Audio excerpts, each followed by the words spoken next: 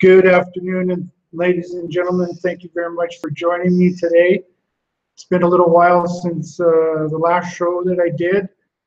My life has been turned around quite a bit since I last did a show. This whole year I've sort of been writing for the Allan reports more than I have been doing shows. The reason is that I took over at Alset Minerals there as the president and CEO, as well as Advanced Gold. And when I did, I had a trip down here to Mexico, and I really liked what I saw. So I decided that I could probably do more for the company by being here in Mexico than I could for trying to run the company from Vancouver. That's proved to be a good move, but sorry, it's been a move that came with some big changes. I had to leave where all my friends and family are up in Vancouver, including my son, who's 23 now. So I thought it was important for him to see me have an opportunity and reach for it. And I'll get him down here soon, and I think he'll love it as much as I do. I really do enjoy being in Zacatecas, Mexico. It's one of the most important mining camps in the world. The stat is something like 8 of the 15 largest silver mines in the history of mining silver are from the state of Zacatecas here. The whole state and surrounding states are quite open for exploration, and it's a phenomenal place to work, as I've learned from Alset Minerals. And one of the greatest things about it is that your exploration dollars go a long way, so that you can keep your stock from getting too blown out there.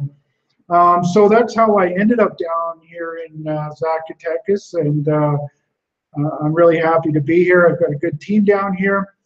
It took me a little while to build the team, so now I've got a good supportive team for my companies that I'm running on the public side, as well as some research assistants. So I'm going to start putting out a lot more of these shows. One of the things I'm excited about is my new background there. I'm able to, with this, better showcase the companies that sponsor the work that I do. Over here you have Sirius Resources. Sirius is in Quebec. They're right beside the Éléonore mine. They're drilling right now. Recently they've had some really good results. The best results that have excited me the most are in a contact between a couple packages of rock. And I think that now they're getting ready to really roll their sleeves up and focus in on that. And that's what really excites me about that company, and that they're in Quebec. It's one of the best mining jurisdictions in the world. Tudor Gold over here. Tudor Gold is a company that is founded, and the president and CEO is Walter Storm. Walter Storm also founded Osisko and helped build that into a phenomenal success in the mining business. And now their Tudor Gold is really focused in on some key projects in the Golden Triangle up in northern British Columbia. And things are getting heated up there. Recently, a company called GT Gold, their symbol's GTT, made quite an impressive new discovery that drove the stock from about 40 cents up to $1.40 or something like that, is just off their initial batch of results. And so it's causing a lot of interest in what's going on in the Golden Triangle. And Tudor Gold has some great ground there, and I'd recommend you take a look at that company. Premier Gold over here has been a long time on and off sponsor, and I'm glad that they've taken me up on a second year of sponsorship of the show. Premier Gold is very well named. I think they are one of the premier gold companies out there. They're really well run. Ewan Downey, who's been on past shows, and I'm going to work on getting him on future shows. He's run this company very well over the last decade or so, since its inception. They've got a multitude of great projects. and from exploration right through to production, some of the best gold camps in North America, and again, very well run. I think that they're the kind of company that will outperform their peers because they have the potential to move into that mid-tier level. There's not a lot of companies there in that mid-tier level.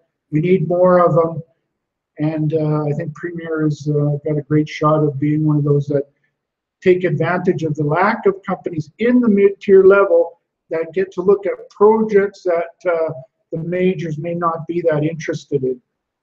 Wolfden Resources over here is a company that's associated with Ewan Downey's on the board of both companies. Wolfden is a base metal company. They've got a nickel, copper, cobalt project in Manitoba. They've also got a new project in Eastern Canada that's getting more attention. WLF is their symbol. You want to check those guys out as well.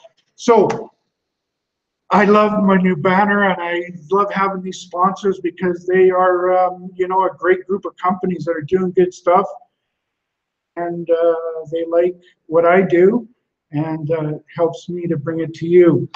Some of the topics that I wanted to talk about today are, right off the bat, I'm seeing a lot of parallels right now between the 2001 and the 2011 gold bull market. The other day I heard someone lamenting about that gold was going up, yet their juniors in the gold sector weren't. A couple of days before that, I had heard a similar thing from someone saying that about gold, the gold majors. And I pointed out that just because gold is going up doesn't mean that those companies are worth owning. First of all, with the majors, there's plenty of those majors that aren't worth owning. They need to be run better. Plus they need a lot higher gold prices. They need to be focused on, they kind of went through a period in the last bull market where it was just about acquisition for ounces in the ground. And they really need to focus better on running themselves as businesses that need to operate at an operating profit. And because of that, there's not a lot of majors out there that I'd want to own. The juniors, there are some good juniors out there, and of course the industry needs a lot more exploration success.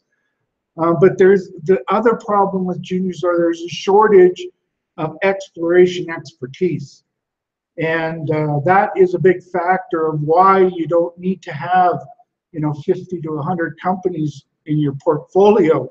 You probably want to focus in on the best run, the best exploration teams, the best drill results is where you're probably going to find your best performance. Later on, I'm going to show you some charts on why my confidence is so high right now, that we are at the starting stages, the first couple of years of a decade-long bull market for gold that will also be very bullish for other commodities. Before I get onto those charts though, one of the things that really is standing out to me is the sentiment. These comments of, well, gold is going up, but my gold stocks aren't going up. That is the same thing I heard for the first 2 to 3 years in the gold bull market of 2001 to 2011. This is a good thing. This is, you know, the wall of worry that markets need to climb. And basically that leads me to the conclusion that this bull market that started in 2016 is here for the long haul. That it could be one of those, you know, decade-long bull markets. The same supply-demand fundamentals are shaping up as what was happening in the early part of the 2001-2011 gold bull market. There wasn't enough money put into supply, not enough money put into exploration, not enough new mines to replace what they were mining out. They're mining out every year. Since that bull market, they've done a lot of high grading in the gold production business and of their mines, and it's just I don't think I'm going to have to do one of those Barack Obama fly catches here. We do get a fair bit of flies down here in Zacatecas compared to back home in Vancouver. Sorry to get off the topic there, but yes, the fundamentals are looking good. Plus, there's an added bonus. Between Trump and the Fed, they seem to be doing everything they can to beat down the US dollar. And so why don't I get to those charts now so I can start talking about that. I'm going to do a screen share right now, folks, and so I'll be going so you can see some charts. The website you're looking at now is my new website. I changed it recently. I really like the design because there's lots of blue sky in there, and I always like finding stocks that have lots of blue sky potential. So when the designer showed me this design layout, I really kind of liked it. So I'll come back to my website, but I want to get to this US dollar chart. Here is the US dollar chart over the past year on a daily basis. Up here, January, it was pushing up to this 104 level. But since then, and that was a multiple year high, since then, it has been getting punished. No coincidence, I think, is that you've got Trump in the White House. I've talked about Trump, wrote about Trump, talked about Trump. The twit in chief is doing exactly what I expected. I didn't expect very much, and you're not getting very much. And this chart of the US dollar sort of shows that. Even the ones that were optimistic on Wall Street about some of his plans are realizing that since the beginning of the year, that his plans are not going to come to fruition,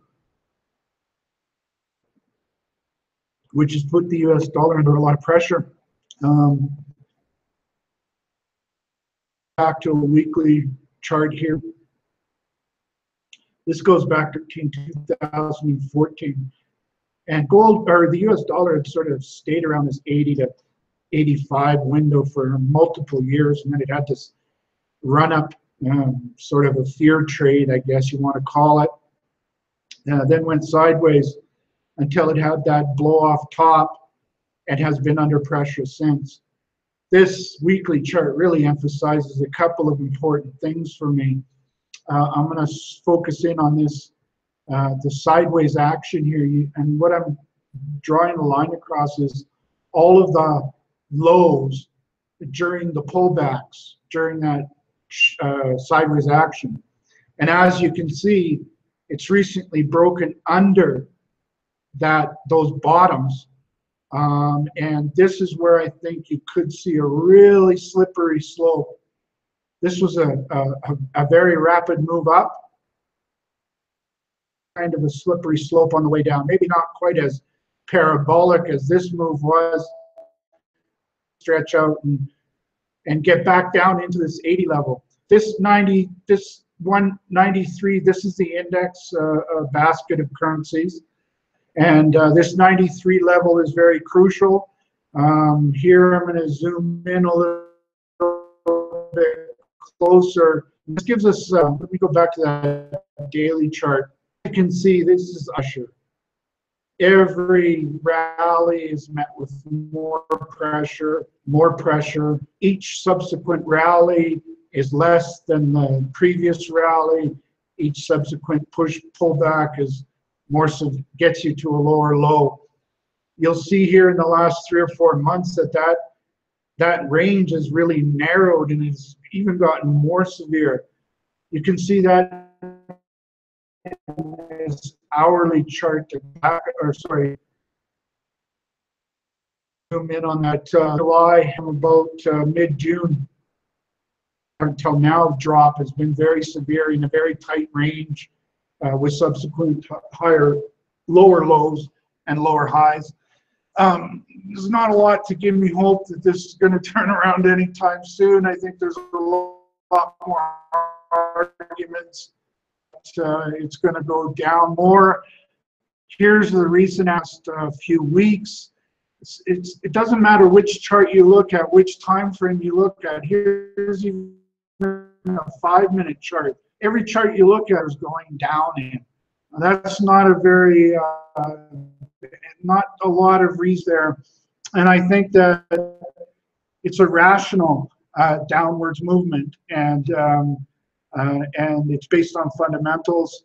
The fundamentals of the country are not that great. They pumped a lot of money into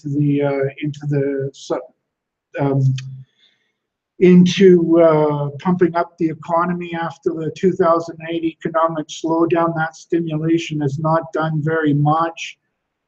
Even now, the CPI, the latest numbers, people got a little optimistic that they might be coming in. They're not showing any kind of significant inflation. So as much as the Fed wants to talk about raising interest rates, I don't think that there's many more ahead. And I think you're seeing the US dollar reflecting that. At the same time, I'm now going to go to the gold chart. The same, the US dollar, gold started out at about $11.50. It's now trading at, let's say, $1,300. Had a nice move at the beginning of the year. Saw a few sell-offs and rallies that have kind of taken it sideways. Gold is also at a crucial sort of point here. If you draw a line along the tops, this is the opposite of what I talked about in the US dollar. If you draw a line across these tops, if gold breaks above that 1,300, we could have a fairly easy move to 1,400 before the end of the year. And I think that's what we're going to see. I think we're in for a surge that takes us over 1,300, a pullback that keeps us above 1,300, and then a move that takes us somewhere closer to 1,400 by the end of the year. So that is what we're looking at for gold. I'm very bullish. I've been saying a lot. It's a very good time right now to be a gold bull and a US dollar bear. And as you can see from those charts, it doesn't look like that's going to change anytime soon. That's another reason that I'm so excited about starting the shows up again. I'm going to be bringing lots of good guests and lots of good companies to talk about. I'm going to reinvigorate the CEO roundtable shows where I bring CEOs from other companies to talk about their companies and what they see in the market. I think you can find a lot of good nuggets of wisdom with those folks. And I have a lot of friends in the newsletter writing business. I'm going to start getting some of those guys to come on. Some other points that I wanted to make.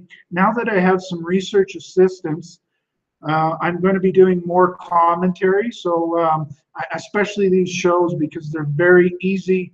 Once I've got the production team all set up, it's very easy to do these shows. So I want to get doing those again. Bringing on guests like John Kaiser and other guests that have been on in the past. Some of my friends that run public companies, I want to bring those on.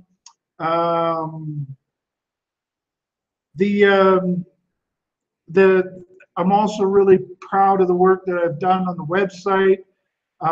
Even though I've been really busy down here in Mexico since I got here running a couple of public companies, I have still kept my nose to the grindstone on watching things to be, commentary. And I'm seeing a lot of exciting stuff happening out there. Naturally, not everybody is feeling the same, which is why I think now is a good time to be getting a bunch of new shows out. And this brings me up to one of my final points, which is seasonality. We're now at the end of August. End of August to me is often a lot like the last couple weeks of December.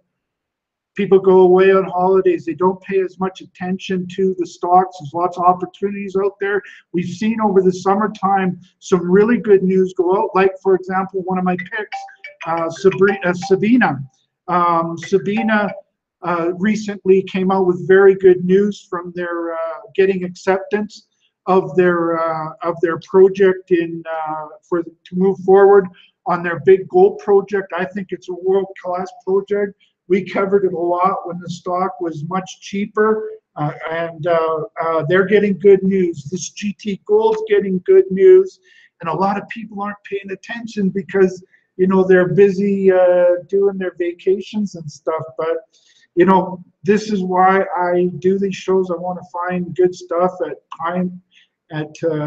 good timing for my audience, and I want to talk about some new companies. I've got, as I said, I've got research assistants now, and they're putting together a really good database of companies that I've got on my radar screen. So I'm going to start talking about more of those companies and why. I'm expecting for you to start seeing me talk about more companies like Alset Minerals that are involved in lithium and other commodities that are going to be much needed in the future. I'm looking at those. I'm also very, as I said, very bullish on gold. I'm very bullish on silver. I'm in one of the best silver camps in the world, and I've got my nose to the grindstone looking around out there. So we've got a lot on my plate, a lot to talk about, and we'll be seeing you soon on more shows. Thank you very much for joining me. You have a wonderful day, and we will talk to you soon.